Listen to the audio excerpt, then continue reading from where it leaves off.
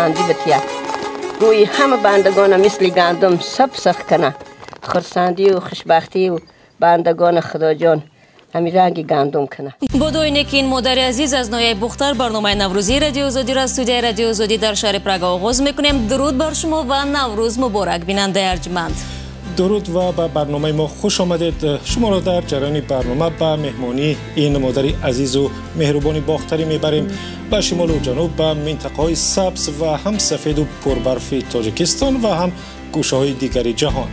با دیدن اوین های نادری نوروزی و هم شنیدن موسیقی و تماشای رقص و ترانه و آهنگ. چاو بامبینا بدرودی مرا میشنوی، چاو بامبینا سرودی مرا میشنوی، نمیتوانم با تو بیمارم ماره. چاو چاو. تشکر زیاد، سلامت باشید.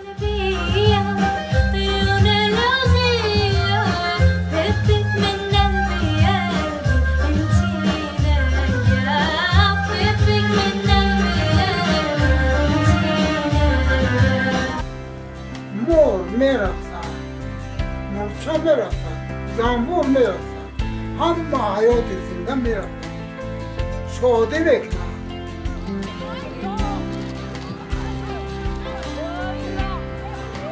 شالو یکم بار بادبرک بازی را دیده یا این بازی را خودت در عمرت کرده ای؟ متاسفانه از نزدیک ندیدم توی، ولی در تلویزیون تماشا کردم و میگویند خیلی هیجان انگیز است. البته بسیاری از نزدیک ندیدند چون بادبرک بازی در تاجیکستان رایج نیست و تنها در خوجند مانده است و بچه‌ها هم در آنجا بسیار خوب بلد هستند. در استانه نوروز در خوجند آزمون بازی‌های ملی برگزار شد و بادبرک بازی یکی از بازی‌های اصلی و زیبایی بود که حالا همراه می‌بینیم. بادبرک 5 متری و منقش با رمزهای نوروز و رمزهای دولتی تاجیکستان، یکی از بزرگترین بادبرک‌هایی که در استانه نوروز در فضای شهر خوجند پرواز کرد. روز 12 مارس هواداران این بازی در یکی از گوشه‌های شهر جمع آمدند تا نشان بدهند که کدامشان در اداره بادبرک قوی‌تر هستند. نوروز نزدیک آمده است. لالک فرانه، بادبرک فرانه آمده هانسیفا. بادبرک بازی در محل‌های دیگر تاجیکستان معمول نیست و تنها در شمال کشور از قدیم مانده است. در افغانستان همسایه رایج است. بادبرک بازی عمدتاً در استانه نوروز برگزار می شود چون باد بهاری شرایط را برای پرواز آن مهیا می کند. برای من شوق آور است. من میدانم که از زمانهای قدیم پدرم هم همین بادبرک فرانی و شوق میل کلانشان داشتند. من هم تماشا کرده همین به شوقم بسیار زیاد است. میخواهم که نیوره هم که بازی های های پیشتره برای مانده بسیارتر بازی کنند. آنهایی که بادبرکشان منقشتر و زیباتر بود و از همه بلندتر پرواز کرد، جایزه های حکومت خوجند را به دست آوردند که از برگزار کنندگان بازی های ملی و از جمله بادبرک بازی بود. اگر بادبرک بازی در آستانه نوروز در شمال تاجیکستان رایج باشد، در جنوب کشور مسابقه کپک ها رایج است. شاید فکر کردید کپک جنگ را در نظر داریم، ولی کپک جنگ نیست، بلکه رقابت کپک ها در خواندن است که کپک کی با صدای بلندتر و طولانی تر میخواند. گزارشی که امروز میبینیم در کلو به نوار گرفتن و باید بگیم که ضمن به نوار برداشتن این گزارش کپک هم آسیب ندید و فرار هم نکرد.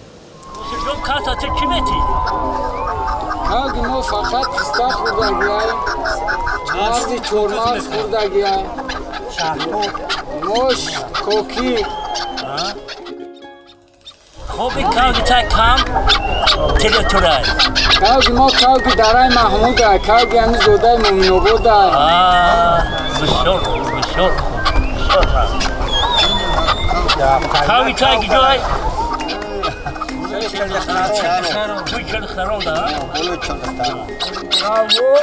اصلا در فصل نوروزی که نزدیکی برپا می شود، در روز نوروز جنگ گفتن در خود نیست.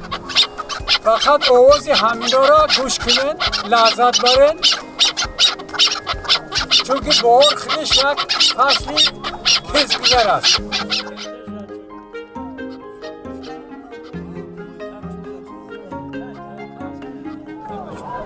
بچه خواب کنین خاموش بشین کامی کاوگو چیل بخونن گوش کنین اوزی کاوگا در بهار شنویدن بسیار چیزی خوبه ماینه آدم شور میکنه خصوصیت خوب داره بسیار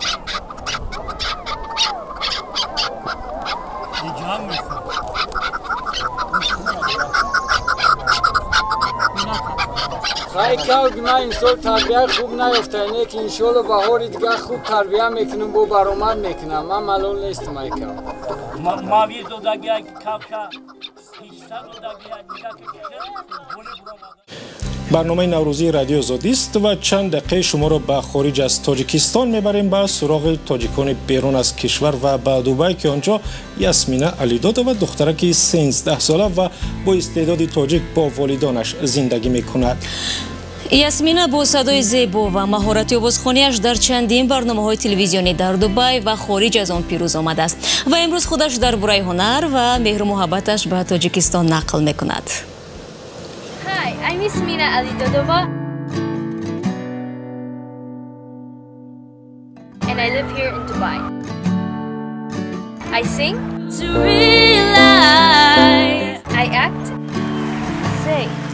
خیلی با کارم محبت و دلبستگی دارم. همه روز مشق میکنم تا که فردا در زندگی به موفقیت ها دست یابم. من درسم را هم خیلی جدی از خود میکنم چون که مکتب در موفقیت من نقش مهم میبازد.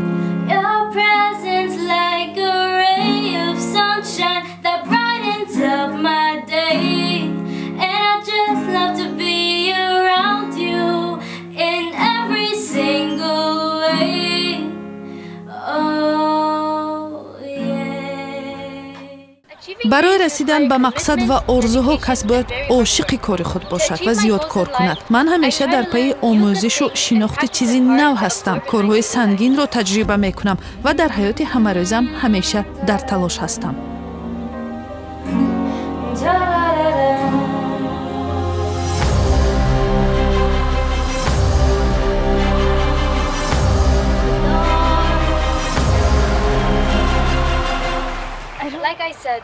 آوازخوانی را دوست می دارم. همیشه در پی کار بودم و هیچگاه خسته نشدم.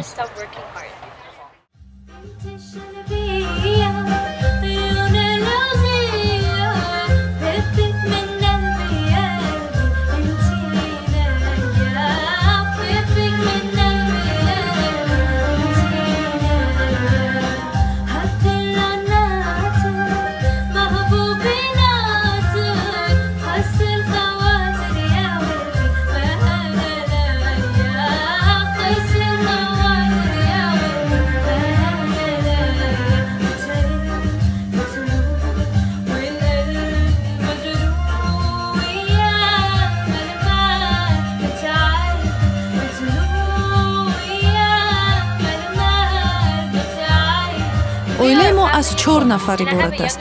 دادرچم مکتوم نام دارد. تمام اهل اویله ما به من کمک میکنند و از خدا هم خیلی منت دارم که چنین پدر و مادر خوبی دارم. وقتی والدانت کمک میکنند رسیدن به یک مقصد آسان‌تر میشود.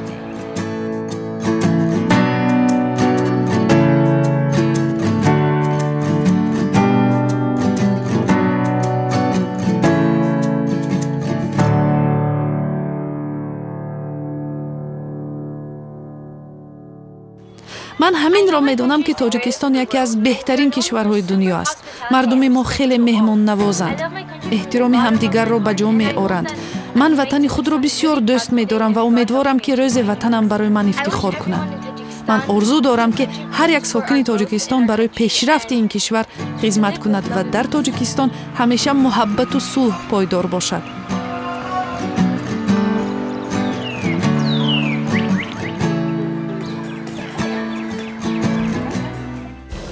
امیدواریم آرزوهای یاسمین در سال نو خورشیدی عملی میشوند و آنگونه که خودش گفت مایه آبرو و افتخار والدان و هموطنانش میگردد. شاید بیننده ارجمند تا حال منتظر بود که ببیند آن مرد خوش صحبتی که میگفت مار میرقصد، زنبور میرقصد، تمام موجودات روی زمین میرقصد کیست و درباره چی نقل میکند. پیرمرد نورانی که دیدیم آدینه شاهی یکی از پیروان مذهب زردشتی در تاجیکستان است و در یک دهه دوردست ناحیه شمس‌الدین شاهین زندگی میکند. همکار ما مومین احمدی در آستانه نوروز به مهمانی آدینه شاهی رفت و صحبت جالبی آنها را همراه میبینیم. زردوش از سقف ایوان آسمان آمد و در بام گوشتاد فرود آمد. جامعه نقشین داشت. های پیش پس چوک بود. ما چوک هاید برای. او را با نام آدینه شاهی میشناسند. پدر و باباهایش آخری عصر 19 از راغ افغانستان بعد دهه نوآباد ناحیه شمس‌الدین شاهین کوچیدند. اجداد آدینه شاهی هم زردشتی بودند. اساسش دین زردشتی این علم است. وقتی میخوانی میفهمی این علم است. بارها از او خواستند دستکش پدرانش برگردد و اسلام را قبول کند. پول هم وعده کردند اما بی نتیجه. اینجا مرا سخت خبیدن بسیار که اونا با جایی که ایتر داخلش برو وردم. با نمیجر اومد امسالیم. میدونید چقدر وقت خواندم، چقدر کتاب خواندم. احمق بهم خودم با زبان خودم بهم که باندم. میدونید اون بانده و تمام نیست. آدم بانده نیست. بچه برکن.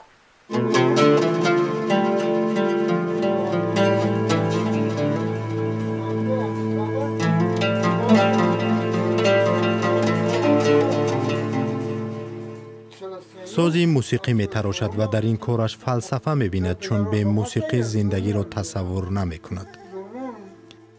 تمام جانداریات روی زمین می رقصن. مور می رقصن. مور می رقصن. پرچه می رقصن. مرچه می رقصن. زنبور می رقصن. نیست چیزی که نرقصن. همه حیات زنده می رقصن. شادی بکنن. آدینه شاهی بر این است که اعتقاد را نباید بر کسی بار کرد. اگر ما خودم نفهمم کسی برای نمیتونه مجبور کنن. این همیه نبیرم است. ما این را باید گمراه نسازم. من نسازمش که برای رات است سازه کردن با او دنیا را. من نباید که همین گمراهی را با او بگمزم. اگر میل شنیدن صحبت کامل آدینه شاهی را دارید میتوانید سر بزنید به وبسایت azadi.org. صحبت کامل را به زودی در وبسایت میگذاریم. و هم برنامه کامل دیگری نوروزی رادیو آزادی را که در یکی از روستاهای ناحیه حصار همکاران زحمتکش ما از دفتر دوشنبه آماده کردند. حالا بخشی از آن برنامه را همراه میبینیم. خب استاد نوروزتون مبارک باشه. کلاغ مبارک، شما و نوروز مبارک. تشکر زیاد. استاد درباره حکمت‌های جشن نوروز تون برای ما. حکمت نوروز این ایده اجدادی قدیمی ماست. در این یک چند حکمت داره. آدمان در این روزها حولی هاشون تازه میکنن، خانه هاشون تازه میکنن، یک دیگر را خبر میگیرن، به مهمانی دیگر میروند. خب موسم کشتکار سر می شود. در نوروز بسیار رقص و سرود و بازی تشکیل میکنند، گشتک میکنند، خب بسیار خوراکای با لذت میپزند، مخصوصا سمنک، گندم کوچه که این یک سلاست یا حکمت خود را دارد. این از نشانه روز نو، آغاز کردن روز نو، سال بهار، اول بهار می شود.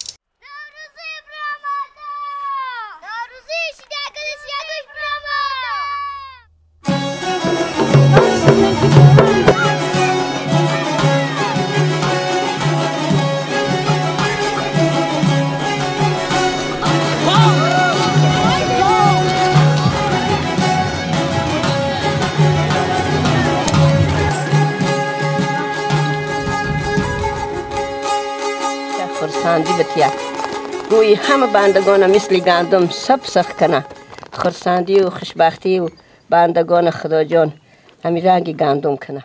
در برای سنت و آیین‌های نادر نوروزی که تنها در بعضی از گوشه‌های دوردست تاجیکستان مانده‌اند در ادامه برنامه گزارش‌های جالبی داریم. اما پیش از آن پیام‌های داریم از آوازخوان‌های جوان و شناخته تاجیکستان به شما می‌رسانیم و به خصوص به مهاجران تاجیک که در روسیه هستند و هم آنهایی که سالها باز در خارج از تاجیکستان هستند و به وطن نرفتند. بله، این آوازخوان‌ها هم درباره کار و زندگیشان در سال گذشته خورشیدی گفتند و هم شما را تبریک کردند. خدا رو شکر که سال 2016 برای من بسیار هم سال بابرار بود، چون من نخستین کنسرت خودم را در شهر خوجند برپا نمودم. البوم خودم را هم برای مخلصان عزیزم پیشکش نمودم و از فرصت استفاده برده تمام مردم تاجیک را، تمام فارسی زبانان روی دنیا را با نوروز آمده ایستاده تبریک و مبارکباد میگویم و آرزو میکنم که بگذار نوروز همین ساله برای همه بخت زیاد آورد، خوشبختی آورد، همه صحت سلامت باشد و تاجیکستان عزیز ما همیشه آباد و گل شکوفا باشد. چاوبم بینه بدرودی مرا میشنوی، چاوبم بینه سرودی مرا میشنوی، نمیتوانم با تو بمانم ماره. چاو چاو. تشکر زیاد، سلامت باشید. سلام بیننده و شنونده عزیز رادیو تلویزیون آزادی، من صدرالدین نجمیدین هستم و از فرصت استفاده برده یک شما را با فرارسی نوروز عجم از صمیم قلب تبریک گفته و هر یک شما آرزو میکنم که به یک سال پربرار برای شما شود و همیشه خوشبخت و سلامت باشید. برنامه نوروزی رادیو آزادی است و من طاهر سفر با اتفاق همکارم شعلوی گلخوجه شما را از استودیوی رادیو آزادی از پراگ همراهی میکنیم. نوروز تو به نیم جزیره قریم هم رسید که سال 2014 روسیه از اوکراین گرفت و به قلمروش همراه کرد. مردم اینجا میگویند که نوروز را از آسیای مرکزی با خود بردند و هنوز هم به مثل آیین مردمی خود تجلیل میکنند. همکاران ما از بخش تاتاری رادیو آزادی این گزارش را از نیم جزیره قریم فرستادند. نوروز یکی از جوانترین جشن تاتارهای قریم است، چون فقط عصر گذشته به فرهنگشان وارد شده است. نوروز را در زمان خانگری تاتارها تجلیل نمی کردند، ولی می دانستند که این عید هست، چون آن را مردم ایرانی و ترک ها تجلیل می کردند و تاتارهای قریم از ترک تبارانند. تاتارهای قریم در آسیای مرکزی با نوروز آشنا شدند و بعد بازگشت آن را با خود آوردند. البته پس از آنکه تاتارها به طور عمومی به قریم برگشتند، بعضی از آنها رکنهای معینی نوروز را با خود به قریم آوردند، ولی جشن در بین تاتارهای قریم زیاد رواج نیافت. آنهایی که نوروز را تجلیل میکنند در این روز لباس عیدانه میپوشند، غذای عیدانه میپزند و خانه تکانی هم میکنند.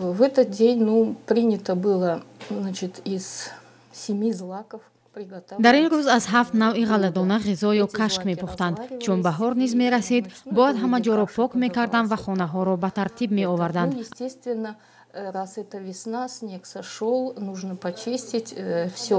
در عموم نوروز برای تاتارهای قریم شادی بخشیدن به کودکان است. اساساً در سازمان‌های جمعیتی، مکتب‌ها با کودکان جشن می‌گیرند. این جشن اسلامی نیست، بلکه جشن قبل از اسلام است که به تاریخ ترک تباران ارتباط می‌گیرد.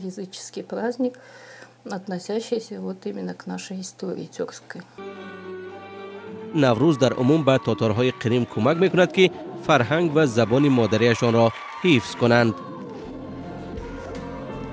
برمیگردیم و سنت و آیین‌های نوروزی در تاجیکستان را می‌بینیم. امسال همکاران ما در تاجیکستان سعی کردند آن سنت‌های قدیمی بهاری و یا نوروزی را پیدا کنند که به استثنای یک یا دو روستای دیگر در هیچ جای دیگر دیده نمی‌شود. برای همکاران ما برای ثبت رسمی پیواز و یا پاوز به دهه حاج حقیق ناحیه مومن آباد رفتند. پاوز چی رسمی است؟ همراه می‌بینیم.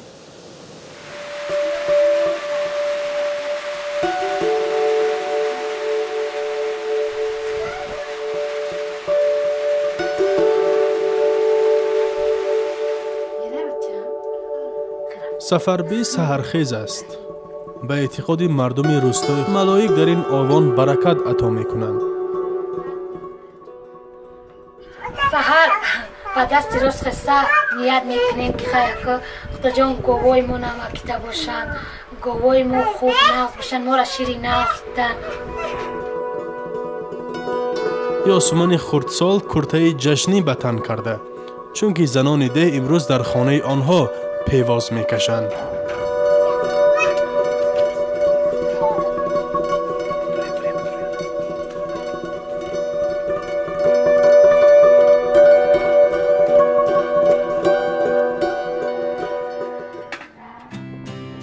پیواز مراسم است که آوان نوروز برگزار می شود. عائله هایی که از دو زیاد گاو جوشا دارند در آن اشتراک می کنند. معنی پیواز پاسخ گفتن است. این مراسم اساساً در نکات دوردست کوهستان رعایت می شود. زنهای روستا برای اجرای رسم پیواز به خانه سفربی ره سپارند. شیر نوجوشیده را با مصلحت پیشکی به نوبت به همدیگر تقدیم می کنند. آن را پیوازکشی می نامند. بعد اونها شیرشون میگیرن که میان ما یورا چی میکنیم؟ پخ میکنیم چند قدر شیر کیور بعد چی همی گرفته دلمی تنه دیوال میمونیم. یک هفته میورن 2 هفته میورن سالون چند قدر شیر که ما دوارد با همی قدر شیر ما با نهارا میبریم. بعد تانی ساعت در وقتی خشم هم سوید بعد این لیده کرد به سال ما دیگه با همه روز سعید روز نوروز برسانم. سال به سال شماره زنهایی که در مراسم پیواز اشتراک میکنند کمتر می شود. پدیده های مدرنی حیات به این گوشه های دوردست نیز راه می یابند. این کودک ها با هدایت نسل کلانسال گل می چینند که یکی از سنت های عید نوروز است. شاید با گذشت ایام از این مراسم ها چیزی کمتر به خاطرشان ماند، اما حالا از داشتن چنین فرصت ذوق میبرند.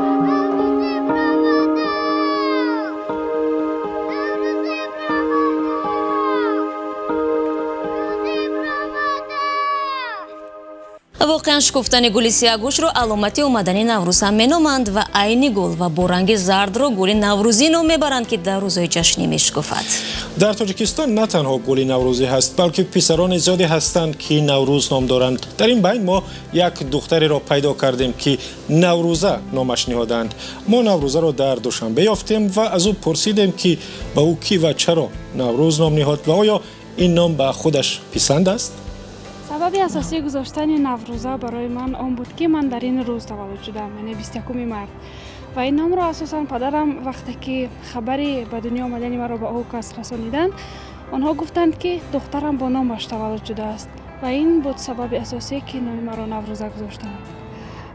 نام گذاشته پدر و مادرم بهترین نام است و من خیلی هم خرسند هستم که امروز همچون نوروزه هستم و هر سال ما زادروزم رو نه بلکه یک روز بلکه هفته ها جشن میگیرم چون که نوروز هست.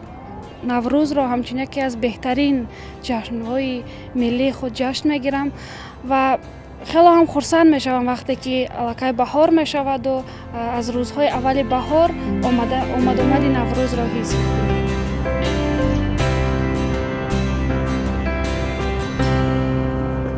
دو مهمان دیگری در برنامه داریم که نامشون نوروز نیست ولی اکثریت شما آنها را میشناسید. بله، نگین امونقولова و فرزانه خورشید که در آستانه نوروز ما به سراغشان رفتیم و از سال گذشتهشان پرسیدیم و تبریکات نوروزیشان را گرفتیم. سالی پرمحصول بود. شاید اون سفرها بود یا خیلی زیاد سفرها داشتم، سفرهای خارجی داشتم. از همون نوروزی سال گذشته سر شده بود. شکر پروردگار تو این نوروز در سفر هستم و همه مردم تاجیکستان و بیرون از تاجیکستان، همه فارسی زبانان کل جهان را تبریک میکنم با نوروز اومده ایستاده. از نوروز گذشته تا این نوروز به همه معلوم است که من صاحب یک پسرچه شیر پسر شدم و امیدوارم از خداوند که باز تا نوروز دیگر ما را رساند. جوانی اگر یک بهار باشد، هر یک زن تاجیک هر نوروز و هر بهار جوان گردد. دعای نیکی مادر باختری در یادتون هست که در اولی برنامه شنیده. дуое ки умедворем мустаҷоб шавад. ҳамкорони мо дар вилояти хатлон ба хонаи хоксоронаи ин модари гиромӣ ба ноҳияи бохта рафтанд ки баръакси дигар манотиқи кишвар гарм асту рӯз ба рӯз сабзтар мешавад. гузарише ки ҳоло мебинем аз рӯстое дар ноҳияи бохтар аст, аз рӯстои хурде ки дар як дашти васеъ ҷой гирифтааст. ин рӯсто дар бохтар 70 хонавода дорад ва мардумаш аз ҳисоби кишоварзиву чорвопарварӣ рӯз мегузаронанд. зимистони сахтеро пушти сар карданд. бештар аз 700 чорвояшон талаф ёфт. гандум дар анборҳо кам монд. аз ин рӯ дуояшон дар наврӯз фаровон ҳосилист. خدا هر بنده را به مراد و مقصد برسانه به خرسندی. علاوه سبزها بلند شود، غله و دانه فرایمان شود. همه بندگان سیر پر شوند پروردگار. میمونیم کالا که خدای تعالی بتیه بهاشه. شهریگل دوستова ساکini 58 ساله деҳаи Эргаш ки суманак мегузорад мегӯяд аз ранг ва сар кашидани гандум метавон соли хуб ё бад буданро пешгӯӣ кард. اگر گندم که سفیدک شد با این خیلی سبز خوشروی بغوار شدک بدون که او سال سری پری بندگان همش خرسند میشن، همش شادی میکنن، به مقصدشون میرسن. اگر گندم که همین سبز کردند که سرخ شدن که گرفتک این دانه همش سرخ میشن که خون پر کردگی میشود او سال خوب نمیآید. дар он тарафи деҳаи Эргаш суманаки ҳамсояҳо расидааст ва онҳо суманаки дегӣ мепазанд. барои пухтани ин суманак ҳам вақт лозим аст ва сабру тоқат. файзи гулшарипова яке аз занҳои кӯҳансоли деҳа пухтани суманаки дегдониро ба занони ҷавон меомӯзонад то ин ширинии суннатии наврӯзи бостонӣ барои наслҳои оянда ҳам бимонад. دگدانی دیگر دگدانی با مزه شیرین رسمی همی با موموی کلان فصلی بهار ده فقط همی دگدانیش با مزه تا дар гӯшаҳои дигари деҳ мардум аз паи коранд ва пиронсолон ҳам дигар натарсида аз яху гил қадам мезананд. ашуралӣ мақсудов яке аз онҳост ки мунтазири таҷлили ҷашни наврӯз аст ва дуои наврӯзии ӯ ҳам сарсабзиву фаровонист. ҳаво бобори ғаллаҳо шава, гандумо шава, ҷуво шава, алафҳо шава, муъминони худои таоло молашон чикамшон сер шава, ҳама ба муроду мақсуд бирса. аллоҳу акбар. با امید مستجاب شدن دعای این پیرمرد و با امید روزهای خوب و پر از شادی و با تمنای آینده نکو برای هر یک شما و عزیزان شما. برنامه امروزه رادیو آزادی را به پایان میبریم. بسیار سپاسگزاریم که تا این لحظه ما را همراهی کردید. برنامه‌های ما را میتوانید در وبسایت azadi.org ببینید، هم در صفحه رادیو آزادی در فیسبوک و هم کانال آزادی ویدیو در یوتیوب. شاگون بهار مبارک. نوروز خجسته پای مبارک.